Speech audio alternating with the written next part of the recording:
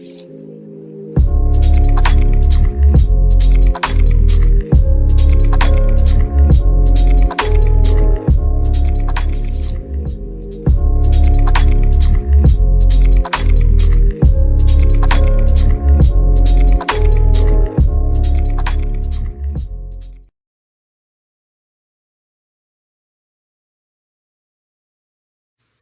Kenya National Biodiversity Strategy and Action Plan that has been made for 2019 to 2030.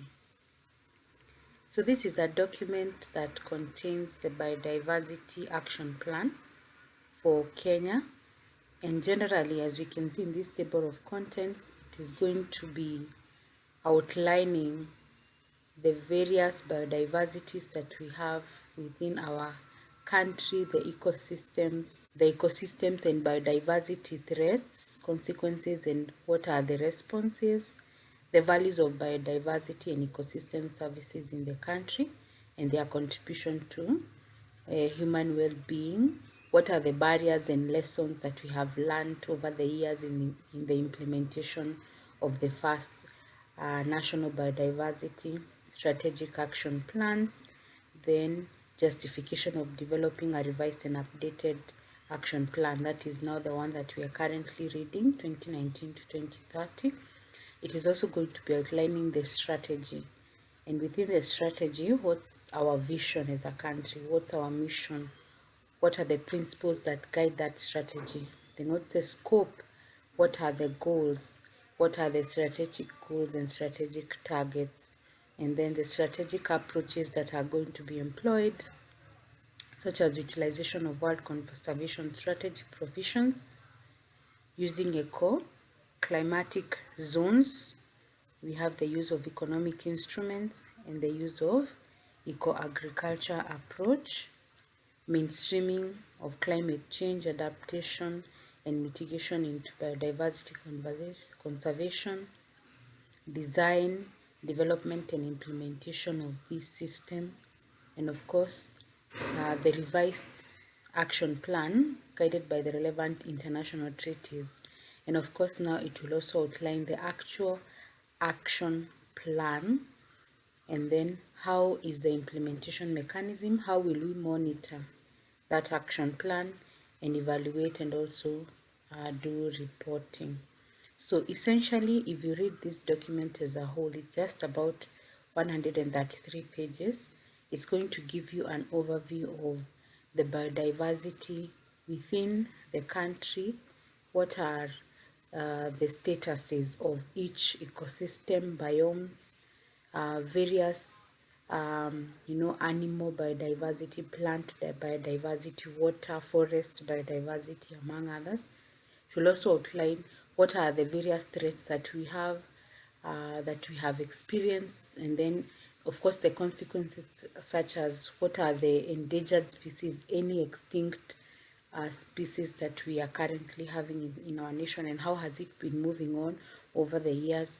And of course finally, how do we ensure we conserve the biodiversity that we currently have, and also ensure that we are able to preserve even genetic resources for the benefit of Kenya and for the benefit of the world.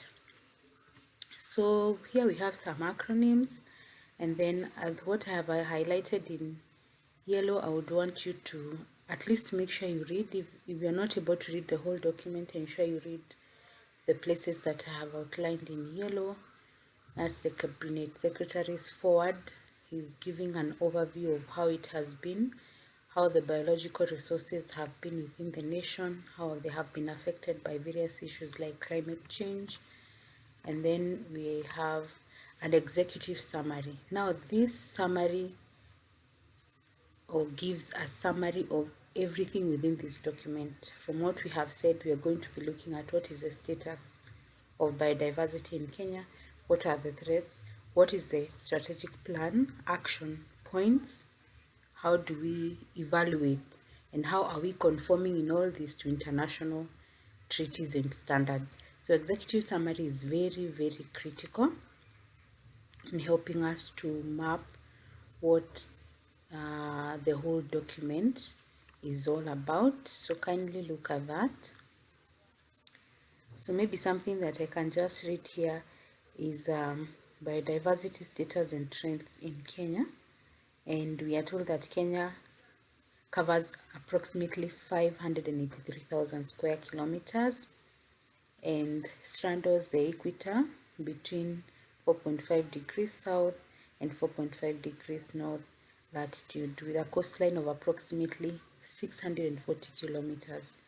And the total area of the Kenyan Marine Exclusive Economic Zone extends 200 nautical miles, is about 230,000 square kilometers, and thus by area, about 28% of Kenya's ecosystems are marine and 72% are terrestrial.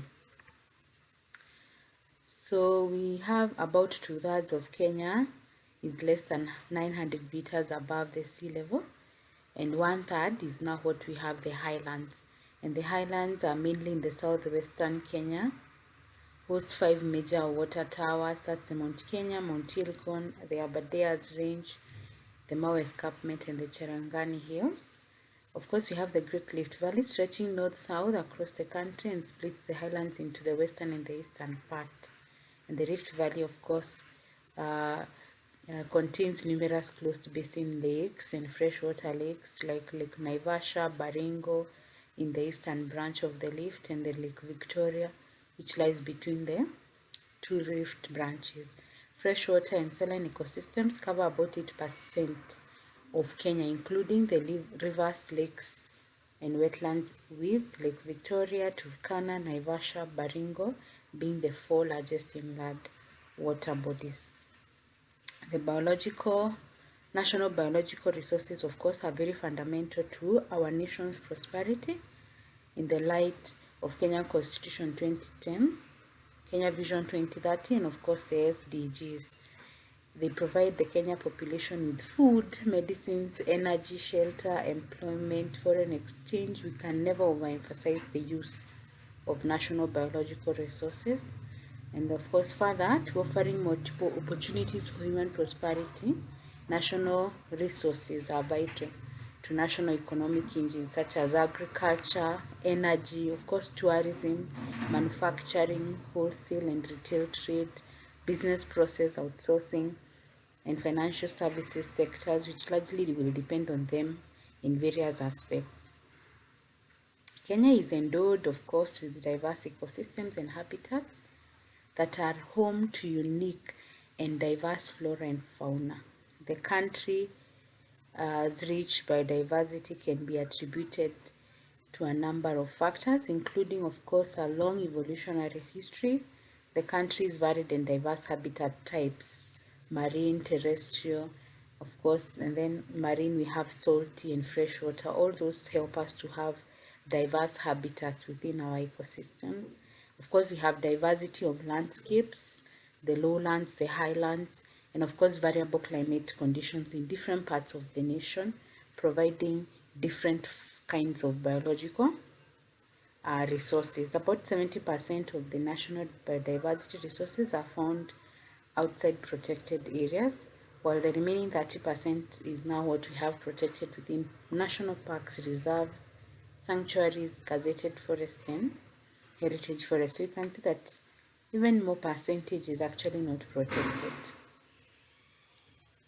The country is rich in biological resources, comprising approximately of, so we have in Kenya about 25,000 species of invertebrates and 7,000 species of plants, 2,000 fungi and bacteria recorded so far.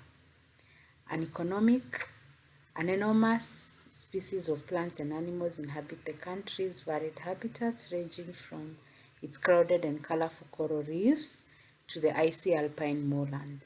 What is, however, clear is that Kenya's biodiversity is under threat, of course, from a variety of sources, including natural and anthropogenic aspects, and without concerted efforts for research and focused conservation actions, we are likely to lose unique species, some of which are endemic to Kenya, meaning they are only found within the Kenyan ecosystem. In addition to agricultural expansion, of course, is an affecting issue. Urban growth, biodiversity is threatened by a number of issues, including overexploitation, coast pollution, invasion of alien species, so there is competition of resources, exploration and extraction of oil and gas in various parts of the nation, climate change, which is a global issue, genetic erosion. We talked about loss of genetic uh, resource, poverty, the need for economic growth, political and social instability in neighboring countries, culture and beliefs, inadequate awareness and knowledge of the conservation need, inadequate policies. Sometimes our laws and policies and legislations and institution response also affects how we are conserving. So while Kenya government recognizes the use of ecosystems approach as the best methods for conserving biodiversity, her main challenge is in the enforcement and compliance and limited resources to implement these legislative regulatory policy frameworks, and further to enforcement challenge. There is need to harmonize, of course, the laws, the regulations and policies, as well as mainstreaming biodiversity conservation in order to realize objectives of the CBD Convention, that is an international treaty. So essentially that gives us a map or status of biodiversity within Kenya. What resources do we have already? What are the threats we are facing? How far have we come in the management and conservation? And what challenges are we still facing? So now the main part of this lesson is, what is the action plan? What are the strategies? What's our vision? What are we planning to do? Because we want to ensure that by 2030 we have achieved certain goals. And these goals, the vision is that by 2030 we will have a highly valued, conserved and sustainably utilized biodiversity contributing to socioeconomic well-being of the people of Kenya. And the mission to help us achieve this vision is to enhance and foster partnerships, okay, for conservation and sustainable utilization of biodiversity for continued provision of ecosystem goods and services for human well-being through mainstreaming into all sectors of the economy. So that's our mission and our vision. So the principles that are guiding Kenya towards this 2030 vision is the principle of prevention action. Okay, one of them, the principle of prevention action. We can only achieve conservation in a better way if we prevent environmental harm. So that's the first thing. We ensure that we are actually preventing any harm to our biodiversity by ensuring issues of pollution, encroachment into the forests, etc. Then we have precautionary principle, where there is a threat of significant reduction or loss of biodiversity. Lack of complete scientific certainty should not be used as a reason for postponing cost-effective measures to avoid or minimize such a threat. So we need to take precautionary principle before it's too late. Sometimes already you have seen there is a threat, maybe there is a climate change issue. So as a precautionary principle, we want to tackle, even if we don't have the sufficient resource, enough information, it is easier to just carry out, even if it's a little by little, and ensure that we're able to achieve conservation. Polluter pays principle. Those who cause damage to biodiversity should bear the costs of preventing it, removing it, and reducing it. So if we have industries that are probably causing pollution to our marine biodiversity, then they should pay the cost of ensuring they do not spill chemicals into the marine ecosystem, and if they have, they remove with their cost, and even in future try and reduce. That's a polluter pays principle. Then we have another principle of public participation and public access to information and justice in environmental factors and matters. So there is always the point of people, what can environmentalists, biologists, other scientists, the general public, what is their contribution to issues that are affecting our environment and eventually affecting our conservation. So we need also to have engagement of the public so that they have access to information as well as they're able to participate in environmental decision making process. Good governance. Governance, of course, is the process of decision making and the process by which we implement. So, of course, we did good governance. It is participatory, consensus oriented, accountable, transparent, responsive, effective and efficient, equitable and inclusive, and follows the rule of law. We need people in our government, in our leadership positions across all sectors to have all these good qualities so that it ensures that corruption is also minimized and the views of minorities are taken into account and the voices of the vulnerable society is also heard and people are involved in decision making. Then sectoral integration, biodiversity, of course, concerns are taken into account in relevant decision-making process in special sectoral or cross-sectoral development policies, including legislative process, plans, programs, and individual decisions. So we need to have integration of biodiversity in every sector. Then ecosystem approach. This approach is a strategy for an integrated management of land, water and living resources that promotes conservation and sustainable use of in an equitable way.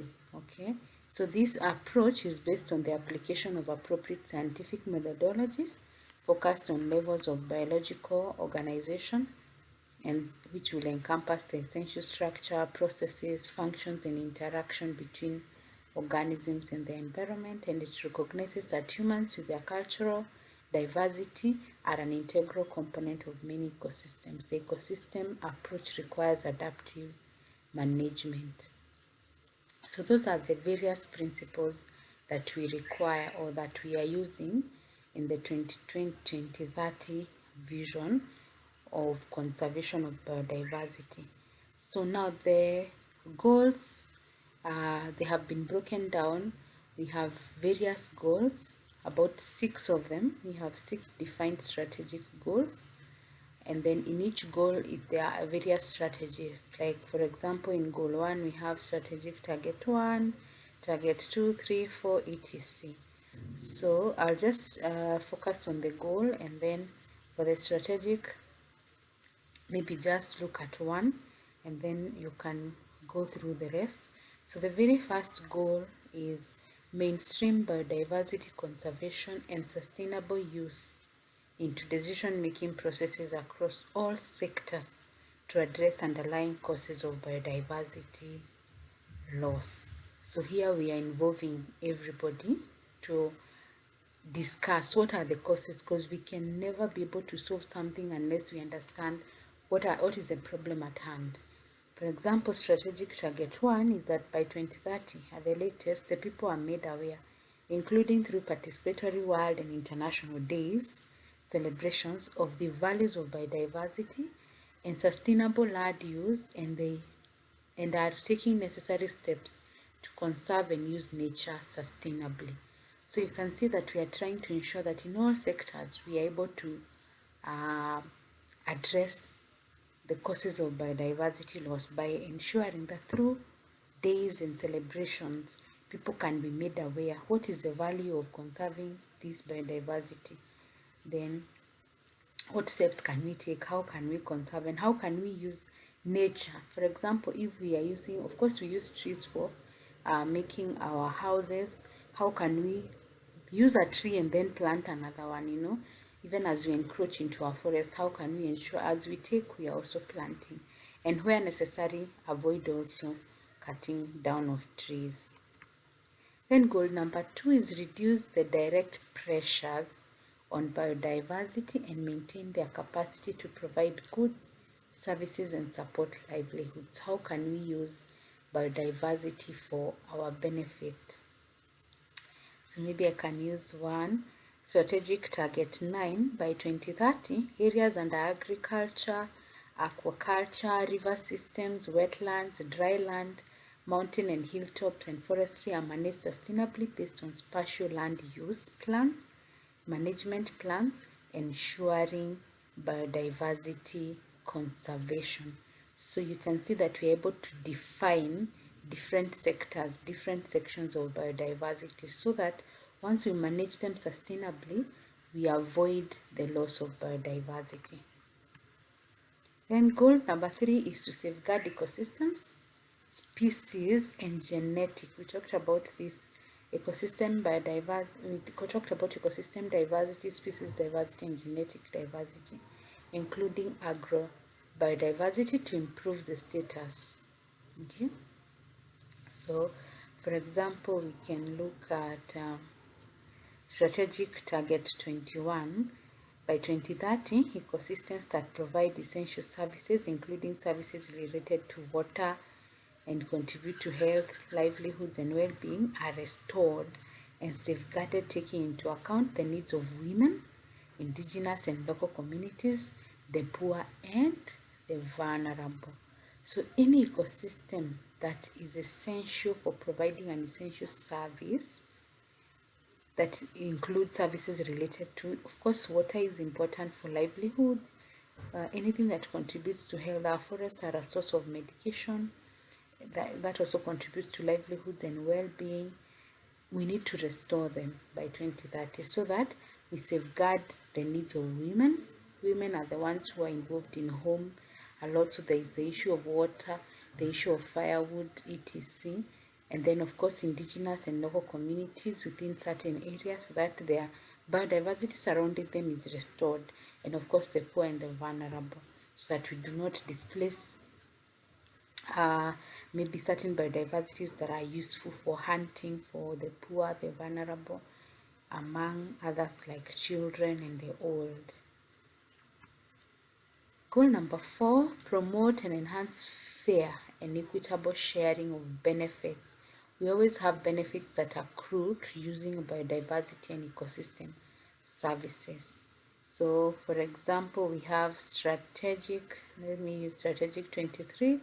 By 2030, local communities across all protected areas, key biodiversity areas, important bird areas, conservancies, and wildlife-rich community lands are involved in sustainable livelihoods improvement programs and income-generating activities, and are actively engaging in biodiversity conservation, education, advocacy, monitoring, and reporting. So equitable sharing, if a certain community, for example, I'll give the example of maybe Kwale County.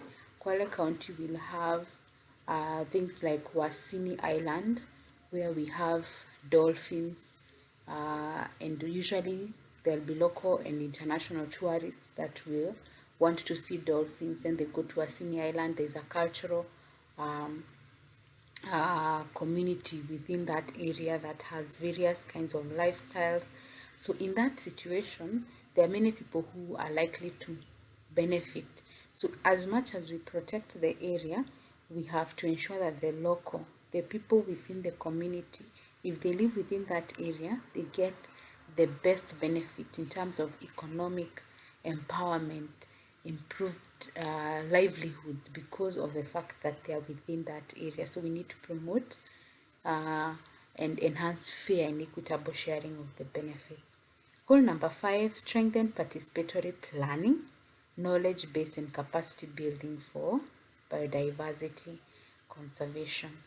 Strategic 27, by 2030, local communities in and around key biodiversity areas, protected areas, habitats of particular significance to biodiversity, have governance frameworks to support and take action for biodiversity as they contribute to local development activities within gender differentiated roles and responsibilities. So we need people to, if you live within these protected areas, we need them to be engaged in the governance frameworks to support and take action in any work and contribution activities that are going to help in the conservation plan. And the last goal is, of course, mobilize financial and technological and, of course, human resource. So, for example, 37, strengthen and equip institutions and relevant arms of government, including the private sector, very important in taking part in us achieving conservation with the requisite financial, technological, and human resource to effectively implement this strategy. So we need finances, we need technology, we need people who are skilled and learned in the areas of biodiversity conservation. So the action plan is now how it has been planned. What are the timelines? We usually define an action plan in form of a table, which is what I want to show you on this page. So this is the table 15 of the action plan that I would want you to go through. It actually contains what we have been going through. Usually it will have what is the strategic goal, what is the target, the ones I was talking about, strategic target 1, then what is the action? That's the target. What do we need to do? We need to achieve this. So what are the action points? Then how will we know? Performance indicators. How will we know that this has actually been done? And then who are the people responsible? What are the lead agencies and partners? And then what is the time frame? Because we are saying between 2019 and 2030, but we cannot wait for 2030 for everything. So for us to have achieved by 2030, the timelines need to be a little less than 2030. Okay, so for example, I'll just use this one example, then you can look at the rest. So for goal 1, we said mainstreaming biodiversity conservation and sustainable use into decision making processes across all sectors. And then the strategic one was by 2030 at the latest, the people are made aware, including through participatory world international days, of the values of biodiversity and sustainable land use, and are taking necessary steps to conserve and use nature sustainably. So one of the action plans is support radio, TV, web-based and other media products that emphasize or are centered on showcasing biodiversity. Okay, this is now what we need to do. Its importance, conservation knowledge, and current and future challenges. So use media. How do we get to people? Then how will we know we have achieved? Number of media products developed and disseminated that various private and government have been able to send out to people the importance of conserving trees, for example. Then we've had many media and social support products being able to display, and they have sent them out. Then, of course, who is responsible? People like NEMA, MEF, NMK, Kenya Wildlife Service, and other relevant government bodies. Of course, the academia is involved, NGOs, and other media houses. And the time frame, of course, this one will go up to 2030. We keep pushing, we keep pushing, we keep pushing. And that's one of the action. We can also raise awareness in the private sector organizations of impact and dependencies on biodiversity and ecosystem services. So biodiversity issues reported in non-financial reporting. What is happening, like reports that have already occurred, what has already happened. So NEMA should give us reports. MEF should give us reports. Private sector organizations should also give us reports. And of course, conduct serious promotional campaigns on sustainable use of natural resources targeting the consumers.